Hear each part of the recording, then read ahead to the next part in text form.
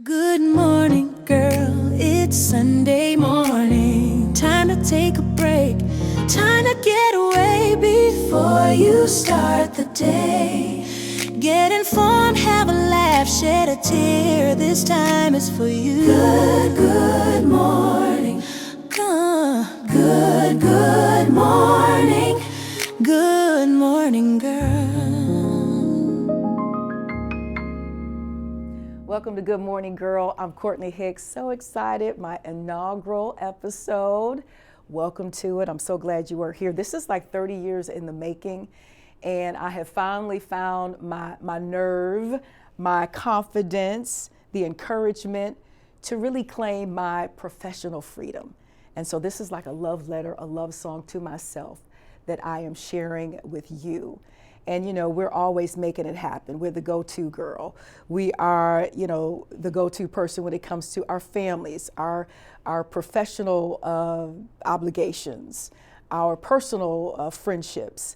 And so there's times when we definitely need some me time to get away from everything and everybody. But I also believe that coming into community with one another and sharing and having and holding a safe space for one another, some we time, is also necessary. And that's really what the inspiration behind Good Morning Girl is all about. That is the intention behind Good Morning Girl. So I invite you to join me and all the other good girls who will be joining us as well to really have a moment to ourselves, to just talk about it, to love on one another, and even disagree with one another, because we are all walking different types of paths, right? But we can come together with what we know, and really agree on that and continue to live really our best lives. And I know that sounds really cliche-ish, but it really is possible. You just gotta believe. So I invite you to join the YouTube channel, the Good Morning Girl YouTube channel. And Good Morning Girl, or girl rather, is spelled G-Y-R-L. I invite you to like and subscribe, and then find us on Instagram and Facebook as well. Join the good girls. I would love to have you along. And I'm ready to get into a little bit of what this first episode is going to be about. Are you ready? Let's get to the good. So I wanted to bring in a real good girlfriend of mine. We have been friends for, it's been maybe a little over 20 years. I was finishing up a degree at Columbia College, Chicago. This was maybe 2005. And we ended up having the same class, and she sat next to me, and I was like, okay, you're my friend. And I was like, I guess so. Okay. And I know I was forced into this friendship. And so 20 some odd years later, we are still going strong. We've been wives, been wives. She's a mom. I, of course, went in a different direction. Um, and I wanted to bring her into this conversation. It's really twofold. One, because she's just coming in to what society calls the golden years, 50 plus. So a little perspective on that. And then she's also this amazing advertising, marketing, branding expert. Leader is what they're saying now instead of VP, but we're going to give her all of her flowers. Shawn Wright. Hi, darling. Hello. Hey, girl. Hey. How are you? I am fabulous. Thank you for having me. I'm really Oh, excited thank to you for be here. being here, my first guest. And you know the story. You've been with me a long Special. time. I know. You you've been with me a long time, and you know what it has taken really to get to this moment. You know, it takes a lot of confidence that I really didn't Mm, have as far as this space is concerned, because you're mhm. always, you're on, and you're either performing, whether it's on the radio or you're delivering the news, but you're always supported by, like a corporate setting. And so, doing something out on your own, and really, really stepping into that professional freedom is, it's freeing, but at the same time, it's like, ooh, and you are one of the ones, part of my tribe, who has been with me for a long time. And I appreciate you turning this corner with me as well. And Oh, speaking of a long time, I want to get yes. into what this 50 thing feels like. And this conversation, if you are listening, joining me, I appreciate you so much. whether you're 20, 30, 40, in your 50s, you're fabulously into your 60s or even your 70s. I think it's still a conversation for everybody, because at different stages in your life, you kind of feel different ways. I heard recently Jill Scott talking about, how she kind of looks at the different stages of her life in decades. And I've always had this thing, Shawn, where I said, in the 20s, you are, trying to find yourself. In the 30s, you're grinding a little bit. In your 40s, you're stacking all of that knowledge and that know-how. And in your 50s, you kind of laying back. And in your 60s and 70s, honey, you can do what the hell you want to do. So it's like this find, grind, stack, lay back, and then do what the hell you really want to do. So with you, Yes. coming into, your 50s, you just turned 51, top of March last month. Mhm. Talk a little bit about what's different. What do you feel different from I'm going to say the 30s and the 40s now at 51? Wow. I I just feel grateful. Like Mm, let me just start with saying I feel really grateful. So I see it as like a twofold. I feel like yeah. I'm still a work in progress, Mm-hmm. but I also see it as it's harvesting time, right? So Mm, like a lot of the things that I've prayed for, mm-hmm.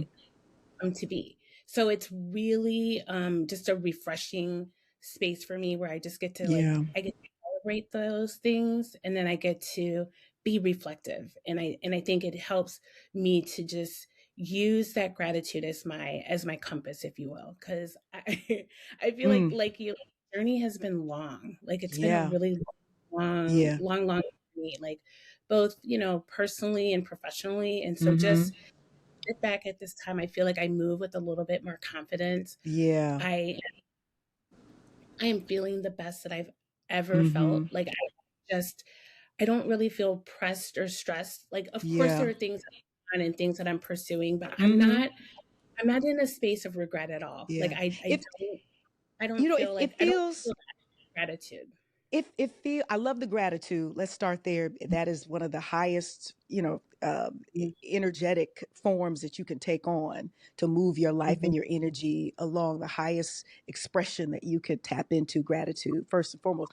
And then you said it seems like it's been long. It's like long but not so long, because clearly yeah, I just turned 55 mid-February, and clearly I was just 25 the other day. But you look back and you're like, wow. So yeah, I still feel energetically good. yes. Chronologically, you look and you say 55, and there's Mhm. this thing going on social media now where the kids are asking, what year were you born? And if it starts with a 1 and a 9, 19, they'll flash up like the Bible days and things like that. But Oh, there was a time when the 90s was just what, 20 years ago. Now the 90s are almost 40 years ago, which is crazy. But at the mhm, beginning of my 50s, I turned 50 in 2021. I turned 50, and I was ready for this big celebration. Of course, we were still in the throes of COVID. We weren't even a year out of COVID just yet. And I had mhm, something big planned for Miami, my family, my close friends. And then the holidays of 2020 hit. And so that top of the year of 2021, the COVID numbers started going back up. So I had to cancel out. So I started my mhm, 50s really kind of a downer with COVID. And then mhm, it didn't turn out to be these golden years that I was expecting it to be: 50, 51, 52, 53, and 54. Um, mhm, there wasn't, I felt very unstable. I mhm, actually felt very uncertain. I wasn't depressed, but there was a little bit of sadness and heaviness.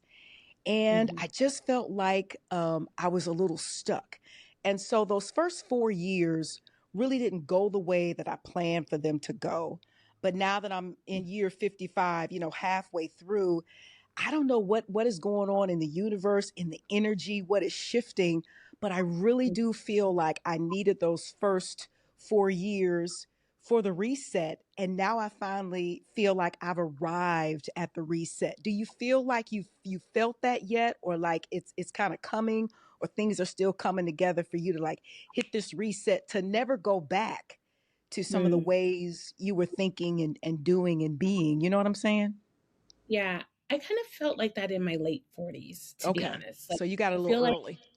I feel like that was a little Yeah. bit in my 40s where I was Mm-hmm. really trying to figure out what I was going to do with my career. Mm-hmm. You know, I'm a mom and my personal life went through a lot of changes. So I feel like I had a lot of that in my late 40s where you can start Yeah. to think that you are inadequate or there's something that you're supposed to be doing. And Mm-hmm. when you look around your friends and see where they are in life or in relationships, I Yeah. do think you start to feel inadequate or that you should be doing something different. But at Mm-hmm. 51, I feel like everybody has a different journey. And I think that's why it's Mm. important conversations like this, because that doesn't mean that it's wrong or that you're inadequate, but I have like a whole lot of life behind me right now. So it kind of gives me perspective. And I think that if I didn't have those,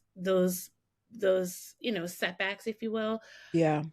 I don't really think that I would approach 50 at this point. Like I really like I don't mean that to sound like a cliche at all, but like Mm-hmm. I really am grateful because I feel like I 50 and paid my fabulous. I feel like I paid my dues. I had, Yeah.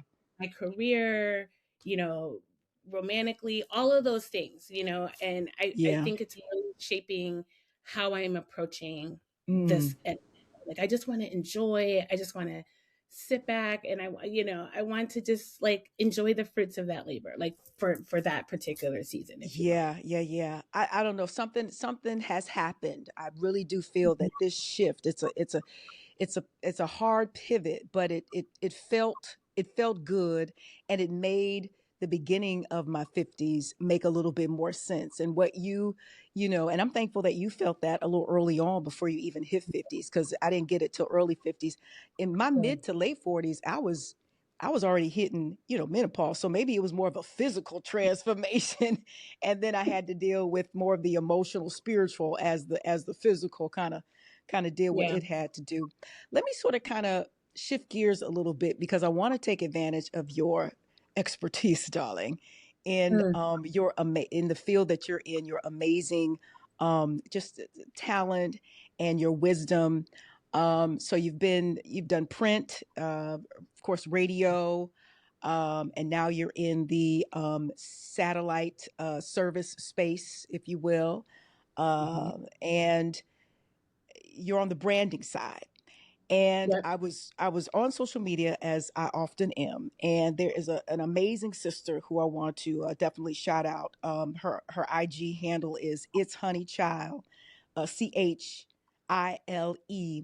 and her name is Felicia Pride, and she's actually a showrunner out in Hollywood. I think she just moved out of the country though. But her Hmm. latest project is with Queen Debbie Allen, and the reboot of A Different World. So that's exciting. I don't know her, but I follow a lot of different accounts that I just love, and I discipline my algorithm, Shawn, to give me what I need, because and There's filter out enough the noise there. nonsense. There's enough noise there. Yes. So I love social media. And, I love my feed, and because I have made it do what it needs to do for me. Um, listen. okay, but she highlighted an article that I found so interesting. It's called "The Invisible Majority: The Rise of the 50 Plus Woman." It was written by Kelly Peen and Alyssa Convertini, and it was Mhm. published by Media Post. And what Felicia did with It's Honey Child on her account, she kind of pulled out the stats. She kind of pulled out what mattered to us. They kind of went from 40 plus, but then she kind of honed in on 50 plus, and then that subset of course, Black women. Now, according to this article, women 50 plus are projected to control about 15 trillion. That's with a T, in Mhm. spending power within the next 5 years. So we're the ones who make the decision, not only for us where and who we spend our money with, but for our household, that being, if we're with partners, our children, how we spend our money with traveling, groceries, and big purchases like cars and things like that. And I wanted Mhm. to kind of lay this in your lap as a branding VP. You hear $15 trillion, and then sometimes you go, well, that doesn't relate to me. You don't feel that power, especially when Mhm. you're dealing with day to day. sometimes it's a check to check scenario. Your savings ain't looking all that hot. Corporate's going corporate, coworker's going coworker, your career's going to career. Right. And sometimes you just don't feel that you have this power that these stats and articles like this say that we have. So, Mhm. when we do break that down into our day-to-day, everyday life as a branding expert, what are some of the identifiers that we can look at as we make those decisions, as we spend our precious dollars? Mhm. What when we talk about companies and products and services, what are some of those Mhm. identifiers that we should look for when it comes to these folks valuing our dollar, in particular for Black women, because we are the trendsetters, honey, and they have We a are. tendency to really disregard us still. Mhm. I mean, we're gonna Yeah. find a way to make it happen, whether we got it or not. We still gonna get the nails, the hair, the we still find a way, and Right. we are just, yeah, like still being a little disregarded, if you will, Yeah. Or just our spending power minimized, dismissed. Yeah. or not there's not a deeper understanding. But the Mm-hmm. truth is, we Mm-hmm. have to all I think we have to take a step back Mm-hmm. and remind ourselves that we've always been that this way. Like Mm. it's in our lineage of Yeah. how we shape culture, how we are entrepreneurs, how we're Mm-hmm. thought leaders, how we make decisions and influence decisions around the people that we're around. And so Yeah. we've always been that way. So when you have a narrative that's like, perpetuated in the media, and Mm. just when you turn on a TV where our worth is kind of questioned, I think we have to be reflective on our lineage and Mm. our impact, that it's always been that way. Mm-hmm. And so it helps you to be cognizant of the brands and what they're saying to you. And I think we have to do a little bit of back to basics. The brands that have consistently shown up. And I think Mm-hmm. you should look at consistency. Like, how are they embedded in the culture? How do they Yeah. show up? They Yeah. show you, value you and your money and the causes and things that you care about. And there are some Mm-hmm. brands very consistent. They don't wait for cultural moments. They don't wait to respond to, Mm-hmm. the latest catastrophe. Like Yeah. it's part of their DNA, and Or social they uprising right, exactly, right. But that they that they never they paid have that a money out relationship. to. Yeah, they have a relationship with you, and Yeah. you know those brands, and everyone has the ability to just do your research. Look at how Mm-hmm. they're showing up consistently. Like when the DE&I conversation happened, look at how many brands were chasing that. And Yeah. then fast forward 6 years later, look at the brands that are still investing in you, the causes that you care about, the Mm-hmm. media with you, where you Yeah, because spending. they might be a little few and far between, but they are out there. And so You're I like how you say it's our responsibility to kind of do the work. And there's exposure. We're exposed to everything. Nowadays we can, back in our day before there was an internet, you had to ask, and it was word of mouth, and it was, you had to read about it. But nowadays you Mhm. can just, you know, Google it and see what comes up, and then maybe find another, way about going to figure out if this is something that you really want to put your dollars and on, you know? and one thing you want to point out, it's not just about what they're doing visibly, but is like, because sometimes that can be performative. Mm, You've got to look at the things that they're not on a megaphone doing, that's like good. how they're walking. I was reading this book, A Fool's Errand. I love this book. A fool's And this is errand. Fool's Errand, and it's by Lonnie Bunch, the Okay. founding director of the National African American Museum. And in the book, he's talking about the brands that invested. They put their money into Hmm. that museum. Like Okay. that to me is an example of companies that are putting their money where their mouth is. Like Hmm. that is the parliamentarian of our culture, right? And if Hmm. you haven't been there, they really obviously should go there. But I love that book because some of the Mm, brands are like early adopters, early believers, people who wrote the check, people who put their money on the table. yeah. He's talking about it. Like brands that you wouldn't even expect. You're like, wait, Hmm. you don't see them all the time. They're Right. moving quickly and they may not have the advertising budget to be in front of you all the time. But those are the kinds of things that like you're still doing things even when it isn't on a megaphone. Yeah. And that's the point that I make is like do your research. Like before we marginalize some companies or assume that they're not doing something, take the time to know Do your to know research. Do your do the research homework.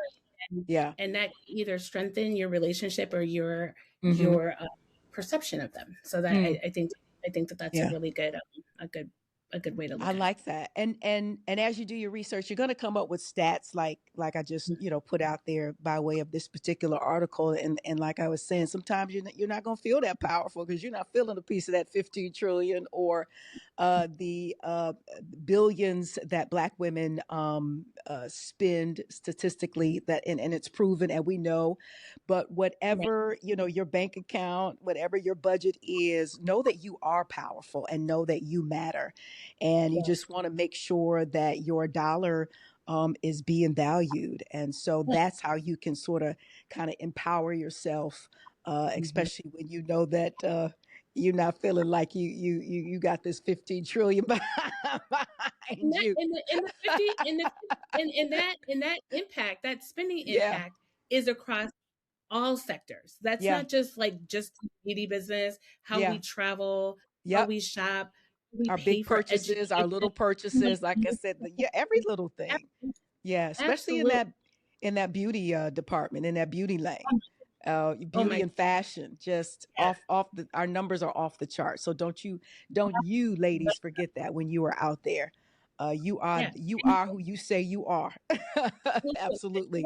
as the old folks say, your pocketbook does all the talking. So when you Okay. find that Exactly. value in your money, you just close up your pocketbook and go somewhere else. Exactly. That's how you do that. Exactly. Hmm, Yeah. for sure. So as Yeah. this big time brand executive that's been doing what you've been doing for a number of years, 30 years, you have an amazing daughter, and coming into your 50s now, all of a sudden you have a young adult, so you go from mommy to life coach, and she's a big time freshman at Howard University. That's exciting, I don't know and I'm if I would very say proud big. of you. Say it again.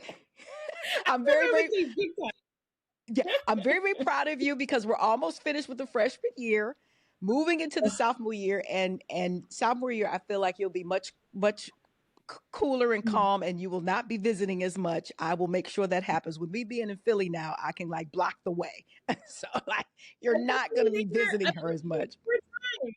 I think I was No, there like no, 3 or 4 ma'am, times. because you got your feelings hurt when you went to visit her a couple of times and she did not have time for your ass. So stay at Yes. home in Yeah. Atlanta, and you by way of Chicago, and you will be just fine. But really, I wanted Oh to my. touch a moment because I know this is so important to you, and I know lots of girlfriends listening in. They're at different junctures of parenthood, of motherhood, whether it's a little one, whether it's middle age or high school, or your child is moving in to adulthood. But she is really Mhm. taking on a lot of your characteristics. I mean, and it just shows that our babies are sponges, and they are listening and watching and taking in even when we don't realize it. She's up at Howard University this second, maybe at this point, second semester freshman, and she is, aside from what you send her, she is making top dollar as this makeup artist. She sends this video, which we're taking a look at for advertisement purposes. I mean, these babies are born with the DNA. You know what I'm saying? We're Yeah. still at certain junctures learning this social media thing as it flips Yeah. constantly. Yeah. And I really just thought about you and your Mhm. influence. And then the even bigger thought is just as a parent or a parent figure, Mm. how we are shaping the next generation to think the way that we maybe should have thought or would have wanted to have thought, Mhm. from jump. But they can get it like Oh my. it's just Oh my. in them, and I love it. I love it. I am loving it. I am loving it. And I'm telling you, I'm learning as much from Morgan as she is learning from me. Like I am Oh, even just Morgan. the Mm-hmm. way that I am because I'm moving away from being her daily manager. Like I'm not her daily manager. Like I'm in a She's not interested I in me love that, managing her. daily manager. Uh-huh. No, you know, I'm an advisor. So you have to, like, I'm learning, like, you can't have any sudden moves. I'm along for the adventure. I'm along for Mm. the ride, you know, heartbreak, crushes, you know, things that she's exploring. You know, she always Mm-hmm. has something going on, but I'm here to kind of like keep that fire in her belly going as much as I can. So, you know, we're both learning and growing, and Yeah. I'm That is really proud of who she, fascinating. I love it. you know.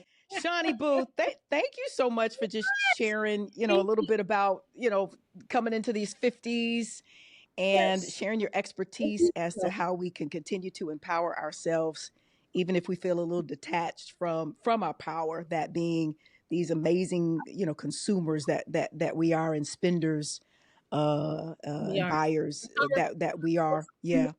And We're then powerful. also, I knew motherhood was really important to you, and a lot of girlfriends watching, our moms too. So thanks for sharing that. And it really just speaks to how multi dimensional we are as women, in particular as Black women. You know that I love you. I will see you a little bit later on in the summertime as we Yes, you'll celebrate be here. celebrate You'll be celebrate your birthday you'll a be little here. later, but better late than never.